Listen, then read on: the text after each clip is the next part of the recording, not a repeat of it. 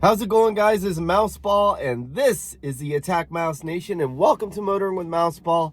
And guys, today's video is brought to you by Elite Attackmouse Nation member and super contributor Roger Gusty, Elite Attackmouse Nation member and super contributor JG Mopar, and Elite Attackmouse Nation member and super contributor Denise Shumko. Now, guys, unfortunately, I'm still under the weather, and my voice is returning, and I don't have a runny nose anymore. You know, I've kind of gotten sick since the beginning of 2023, and these last 3 years have been pretty tumultuous, to say the least. But regardless, there are good things to point out about what's going on. Now, one of those things was Christmas, and Christmas was fantastic. It was really amazing. I was really happy with all the gifts that I received from my family and Mama Mouse.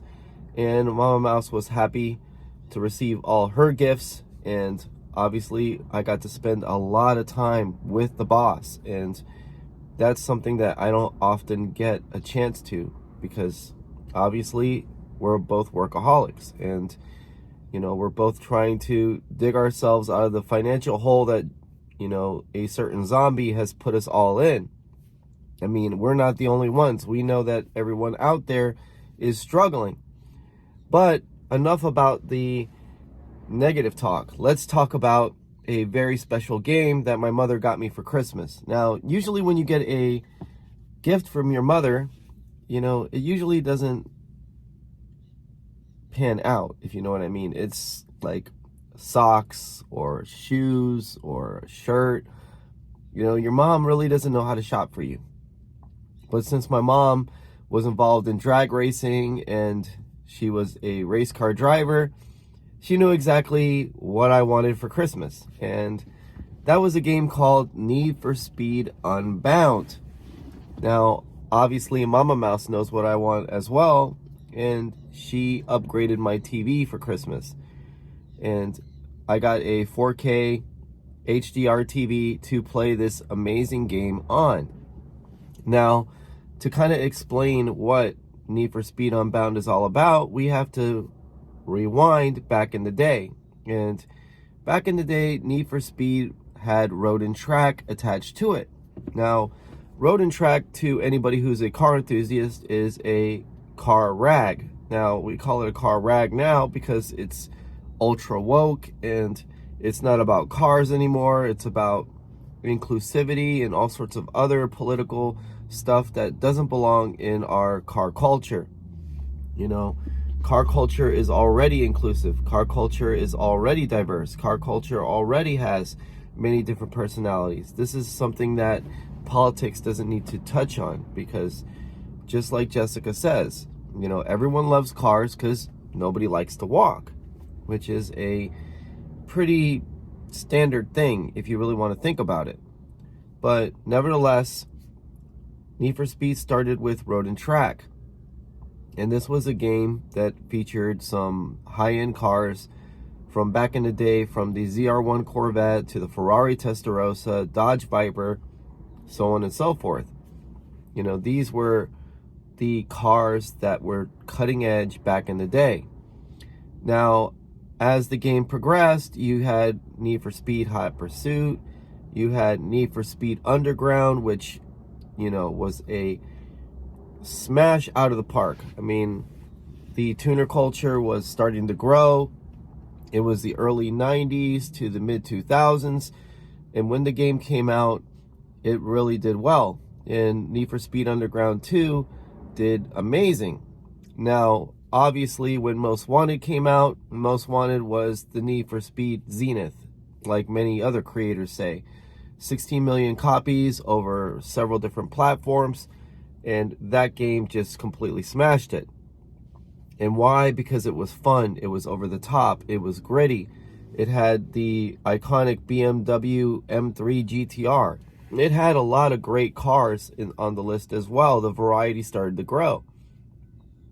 But then Carbon came, and Carbon was a decent game, and the storyline kind of predated Most Wanted. But the thing is that Carbon had a very short story.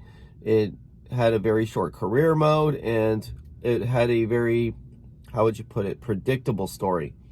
Plus, not to mention that there wasn't a whole lot to do in the game. Now, the canyon races were pretty amazing, and that was one of the reasons why I got that game.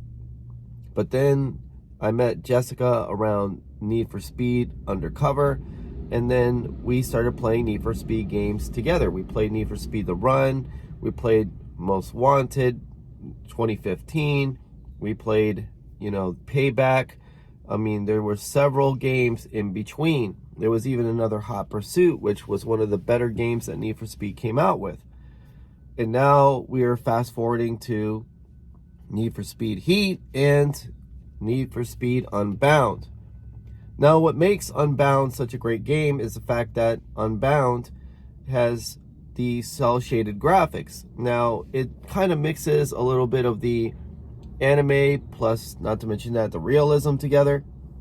And the cel-shaded effects that come from the tire smoke and from having wings sprout from your car or speakers, and plus the diverse mix of hip-hop from the UK all over the place, it's pretty amazing. The game is definitely one of those games that was a diamond in the rough. It's a hidden gem. It's something that you don't see every day. And the thing is that the game is having very bad sales. And why? Because EA didn't market this game. EA didn't push the art style. EA didn't do a lot of things. So the game is failing. But the thing is, everybody who's picked it up is literally addicted to it. And right here in the gameplay, which Mama Mouse is playing the game, she starts out with a Mustang. Now, in the beginning of the game, you don't start out with a Mustang. You can start out with a Lamborghini or a Barracuda, or I'm trying to remember the import because I'm not an import guy, but you start out with an import car. I believe it's a 240 or 180 SX. So basically, you are a player character, whether it's female or male, and what you do is you start out in the game and you are part of a garage called Rydell's Rides. Now, Rydell took you in as orphans, and basically your friend Jasmine, which is kind of funny that the other character in the story is named Jasmine, because my Corvette's named Jasmine, but that person in the story, Rydell, takes you in and basically gives you a home and has you learn what it's like to be a mechanic in a garage and puts you to work. And obviously you get involved in the car culture and the street racing scene, and that brings business to the garage. Now, obviously you have two young characters, who have big dreams, who want to have fame and everything, and that's where everything goes pretty topsy-turvy, because Jasmine's willingness to go above and beyond to get that is what leads her into a lot of trouble and leads her away from Rydell and you. So this game has dialogue that I would say kind of roams towards Gen Z, and a lot of people are going to think it's cringy and everything, but you know what, I appreciate the talk over the phone or radio or whatever they have, because it adds life to the game, regardless of what the lines are like or not. But nevertheless, guys, we will take you through the game from the beginning to the end in a 7 to 8 part series, so that way you guys can see the progression of the game. Now, the game does have a short career mode. It has what you call a calendar style progression, where you go day and night, Monday through Friday, until you hit Saturday, and Saturday is a qualifier where you actually do a majority of your racing, and that wins you the big prize money that allows you to buy more cars and allows you to tune those cars.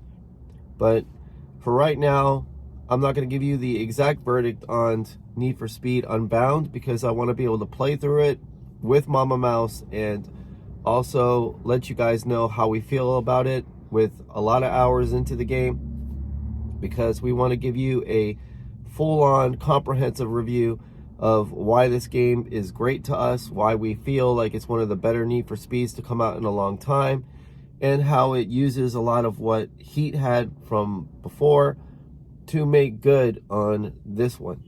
So guys, stay happy, stay healthy, stay wealthy, and remember, if you're a cel-shaded character, you're probably in one of the best video games that Need for Speed ever made. Take it easy, guys. Mouseball out.